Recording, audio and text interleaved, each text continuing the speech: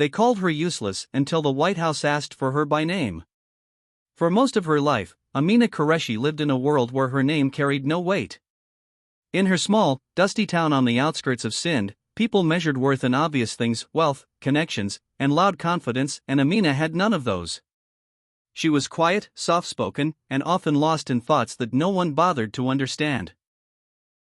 Her father used to say she was too delicate for the real world, and her neighbors called her useless not out of hatred, but out of habit, as if it were a fact as ordinary as the sunrise. Even at school, teachers overlooked her, saving attention for students who spoke loudly and memorized answers without question. Amina, however, noticed patterns others ignored. She saw how crops failed in one field but thrived in another, how certain illnesses spread faster in humid corners of the village, how small changes in watercolor often came before disease outbreaks. But no one asked her what she saw. To them, she was just a girl who stayed quiet and looked at things too closely. After finishing school, she couldn't afford university, so she taught herself from old books, second-hand internet access, and whatever discarded scientific journals she could find. Nights became her classroom. While the town slept, she studied climate patterns, agriculture systems, epidemiology basics, and data analysis. She wrote her observations in worn notebooks, building theories she never thought anyone would read. Years passed like this, unnoticed and uncelebrated. One monsoon season, everything changed. A strange illness began spreading through rural farming communities across the region, killing livestock and weakening crops at a terrifying speed. Local authorities dismissed it as seasonal disease, but Amina noticed something different. The pattern matched a combination of soil contamination and waterborne bacterial mutation, something not previously documented in that area. She began mapping outbreaks using hand-drawn grids and limited digital tools, connecting dots that professional teams had missed. She sent her findings to local agricultural offices, but no one replied. Frustrated but undeterred, she uploaded her research to an open international science forum, attaching raw data, diagrams, and detailed explanations written in simple but precise language. At first, it received no attention. Then a graduate researcher at a European university stumbled upon her post and shared it. Within days, microbiologists, epidemiologists, and environmental scientists began reviewing her work.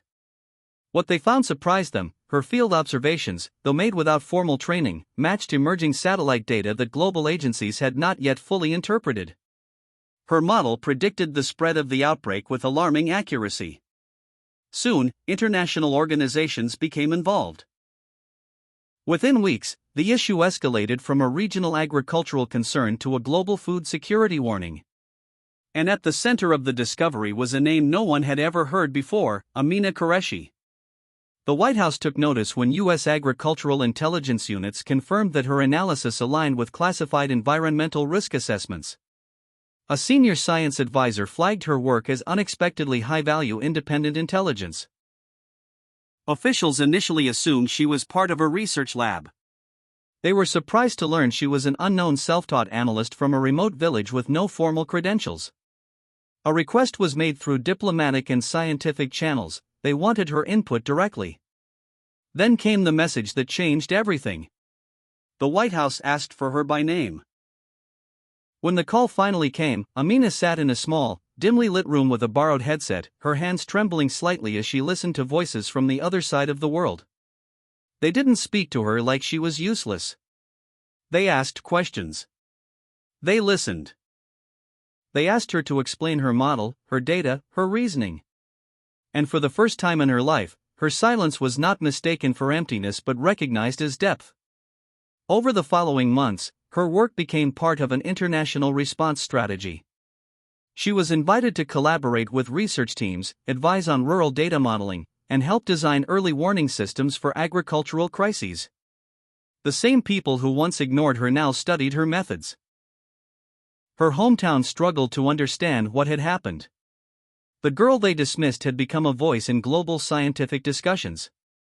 Yet Amina did not change in the way people expected. She did not become loud or arrogant.